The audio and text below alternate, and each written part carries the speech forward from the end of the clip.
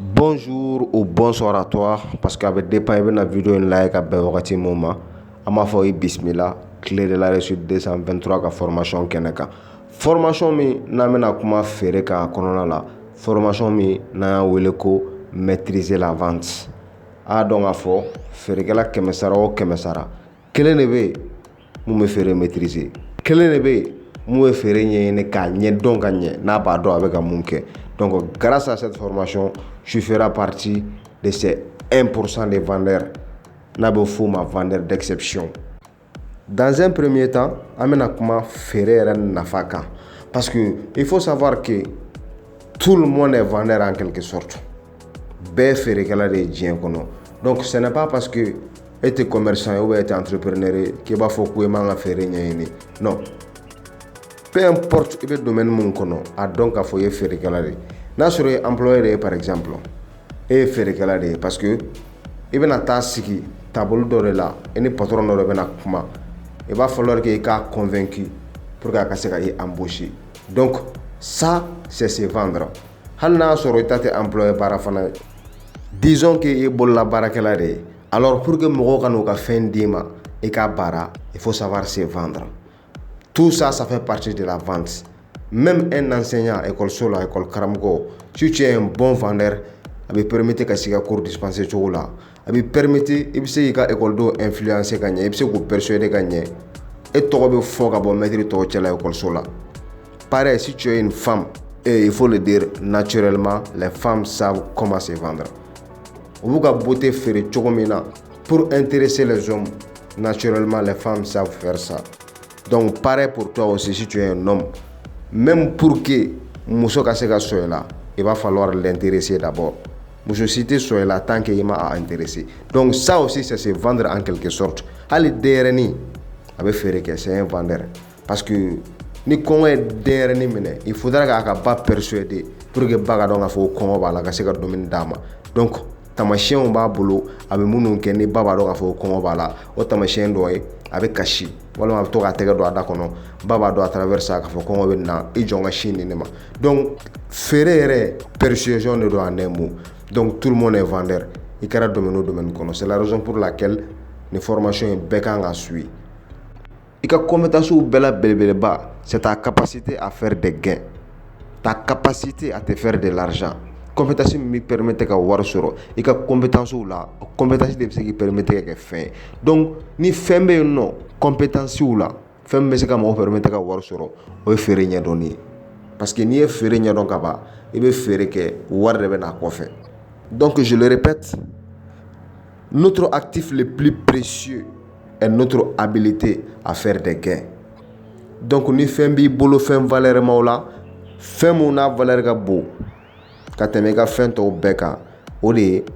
fɛn mun bɛ se k'i permettre ka wari sɔrɔ. Feere ɲɛdɔnni o ye o fɛnw dɔw ye. O formation in deuxième partie la, feere yɛrɛ base, feere fondement, feere yɛrɛ sigilen bɛ mun kan n'i tɛ se ka kɛ feerekɛla ɲɛnama ye fiyewu ni m'olu maîtriser an bɛ n'olu di aw ma. C'est-à-dire tout ce qu'il faut comprendre pour devenir un bon vendeur. O tɛmɛnen kɔ ka bɔ yen, formation in troisième partie la an bɛna technique de vente d'aw ma, les meilleures techniques de vente minnu bɛ n'i permettre k'i ka chiffre d'affaires multiplier, minnu bɛ k'i permettre i bɛ ka wari mun sɔrɔ bi n'i nana o appliquer i bɛ se k'o ɲɔgɔnna 2 ni 3 sɔrɔ parce que fɛn bɛɛ bɛ ɲɛdɔn de bolo. Wa technique tɛ fana ko minnu ta taara kunfɛ tɛ ka fara ɲɔgɔn kan, c'est basé sur la principe de la psychologie humaine. Parce que feere yɛrɛ ɲɛdɔnni ni psychologie de bɛ baara kɛ ni ɲɔgɔn ye. Donc technique ninnu kelen-kelenna bɛɛ ye technique psychologique de ye minnu prouvelen don scientifiquement parlant, psychologiquement parlant experts fɛ effet minnu b'u la hadamaden kan. Donc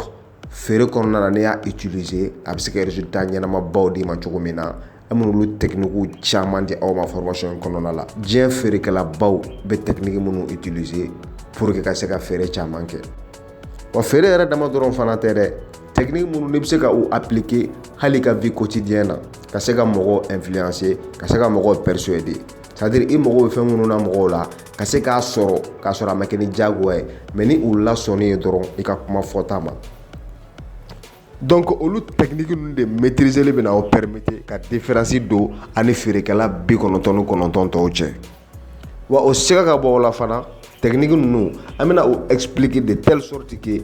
bɛɛ b'a faamu taa kana t'a la en donnant des exemples précis exemple minnu n'u bɛ an yɛrɛ ka communauté kɔnɔ an yɛrɛ ka feerefɛnw exemple minnu bɛ tourner an yɛrɛ ka feerefɛnw da fɛ donc technique o technique n'an y'a ta ka kuma kan an bɛ a exemple di pour que e b'a faamu cogo min na yɛrɛ a appliquer fana bɛ se ka nɔgɔya e ma cogo min na à travers des exemples précis ni formation min n'an filɛ nin ye a kɔnɔna na nin ye munna an ma sɔn ka nin kɛ comme i n'a fɔ an bɛ video tɔw kɛ cogo min na ka bila réseau sanfɛ parce que nin ye domaine spécifique dɔ de ye nin ye sujet dɔ de ye sujet mun bɛɛ tulo man ka don a la feerekɛlaw dans la plupart des cas a kan ka di olu de ma parce que n'i ye nin sujet nasugu bila réseau sanfɛ ce qui est sûr feerekɛlaw sannikɛlaw o bɛɛ bɛ n'a ye donc ce qui va faire que feerekɛla e bɛ ka technique minnu appliquer sannikɛla la sannikɛla ma n'o dɔn comme n'a fɔ e b'a dɔn cogo min na a kɛ man di ka effet ba créer a yɔrɔ mais malgré tout ça a technique de vente dɔw bɛ yen hali n'i b'a dɔn n'a kɛra i la tuguni a bɛ tila k'i don o dɔw kɛra ne yɛrɛ la n b'olu exemple di n'an sera o yɔrɔw ma donc o de la an ma sɔn ka nin bila réseau sanfɛ comme n'a fɔ an b'an ka fɛn tɔw bɛɛ bila cogo min na ka di mɔgɔw ma ten